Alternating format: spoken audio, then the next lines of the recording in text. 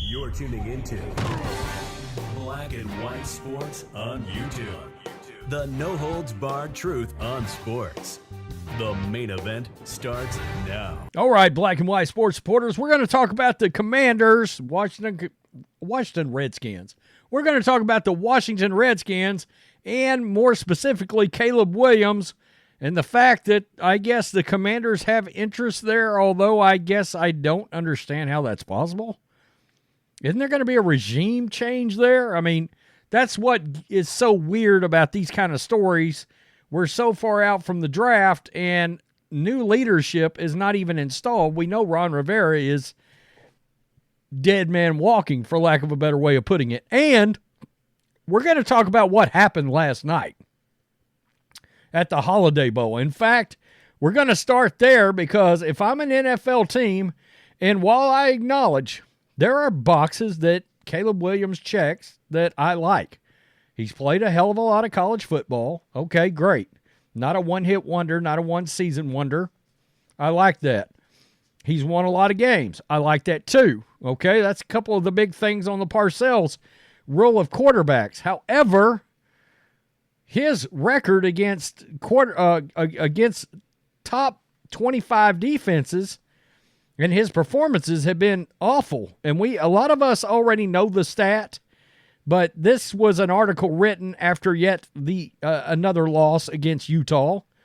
Prior to Saturday's loss to Utah, Williams against non-top 25 total defenses averaged 70% completion, 317 yards, while throwing 78 touchdowns and 7 picks across 23 games. In 5 games against top 25 defenses, those dwindled to 51.4%, 172 yards, 6 touchdowns, and 6 picks. So his performance against top 25 defenses has been terrible. He's been awful. And we know what that's going to look like. In college, especially at a school like USC, you're throwing to wide-ass open receivers. In the NFL, those windows close.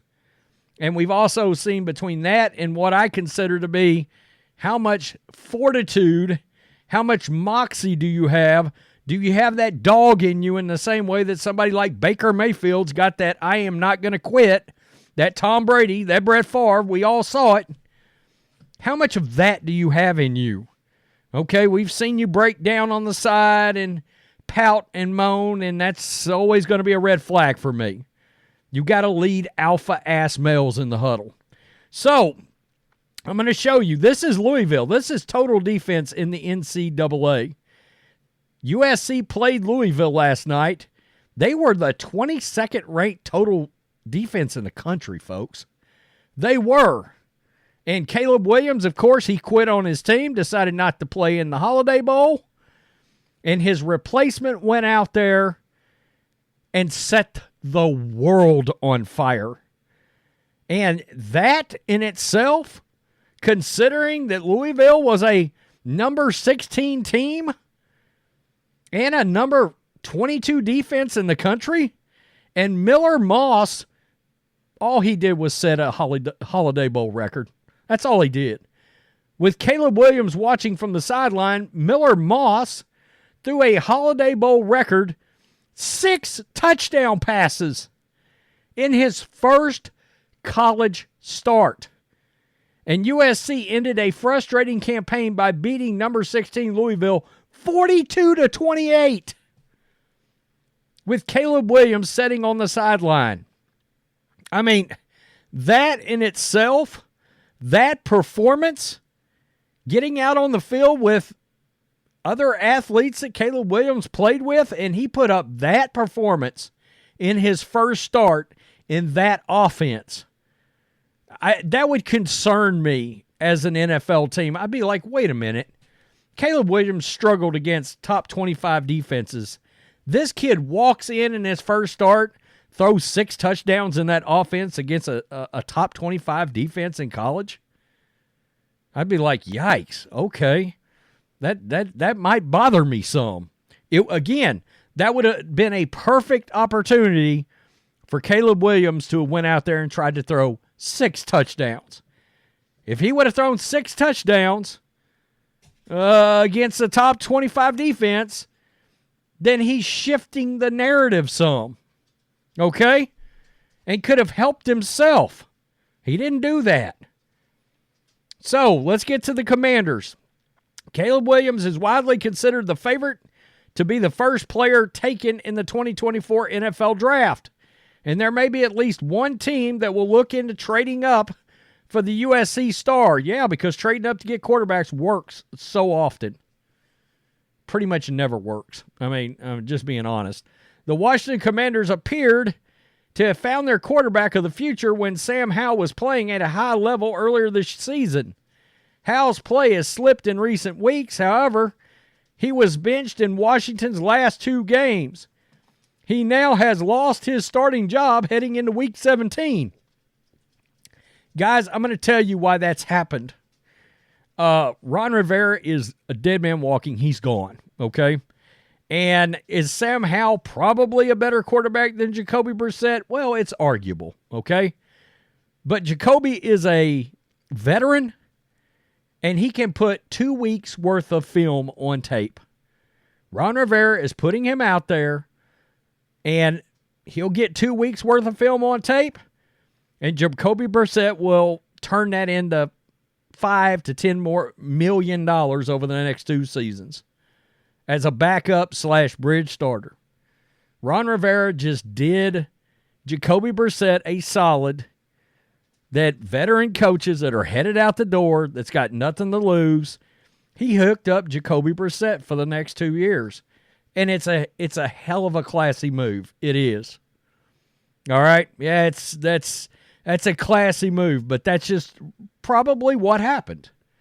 All right? According to ESPN's Dan Graziano, there is a belief around the NFL that the Commanders are, quote, very interested in Williams.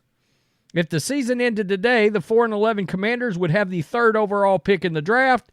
The Bears are likely going to land the number 1 pick, which they acquired from Carolina Panthers last year.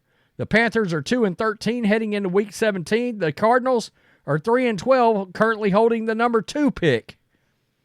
It is unclear if the Bears plan to stick with Justin Fields in 2024. The same is true for the Cardinals and Kyler Murray. Do we really believe they won't take Drake May, one of the 2 of them? Or Caleb Williams, or both? Wow. Man, I don't know if I trust either one of those quarterback situations with either of those teams right now. If both Chicago and Arizona commit to their current quarterbacks, the Commanders would have a far better chance of landing Williams. They may have to trade up to get him, however, which would be costly. Even though USC fell apart the second half of the year, Williams' stock remained high. Some thought he recently dropped a hint is he was hoping to avoid one particular team, but he is willing to play for any team that he wants to make up the first player, make him the first player in the draft off the board. My God. Pardon me. So anyway, yeah, that this is the same guy that actually talked about, and it got out there that he was seeking NFL ownership as part of his draft deal, something that was not ever going to happen. There are some things about Caleb Williams that would worry me a lot. His breakdowns on the sidelines and all that after losing, climbing in to cry with his mom and all that. He took hell of a lot of bullets over that from ex-NFL players, including Super Bowl winners, that said that guy cannot lead an NFL huddle. NFL grown men are not going to believe in him. Well, that's a massive red flag too. And then you have what happened last night with Miller Moss going in there, dominating, crushing into the dust a top 25 NCAA defense with 6 touchdowns in his first start. That doesn't help Caleb Williams after he struggled so badly versus top 25 defenses in college. And I guarantee you one thing. I know it was just his first start. I guarantee you a lot of guys already are glancing in the direction of Miller Moss after last night. It's like, oh, we can't wait to see what this guy does next year. And I'm sure USC's like, holy crap. Lincoln Riley's got to be thinking, this may end up being the best one of the bunch. Caleb, Baker, Kyler, holy moly, this guy. He was slinging it. Tell me what you think, black and white sports supporters. The Commanders are getting rid of their head coach. We don't know who the GM's going to be, and we're supposed to think that they want Caleb Williams already. I'm sure they do. It's probably partially a business decision by Josh Harris. Can somebody ask, how does Bill Belichick feel about Caleb Williams? Maybe that's the question we should be asking, and that's who we should be asking it to. Just wondering. Or maybe it's something that's already been talked about. I don't know. Tell me what you think, black and white sports supporters. Peace. I'm out. Till next time. Thanks for watching the show. Be sure to like, comment, and subscribe. Be sure to tune in next time on Black and White Sports.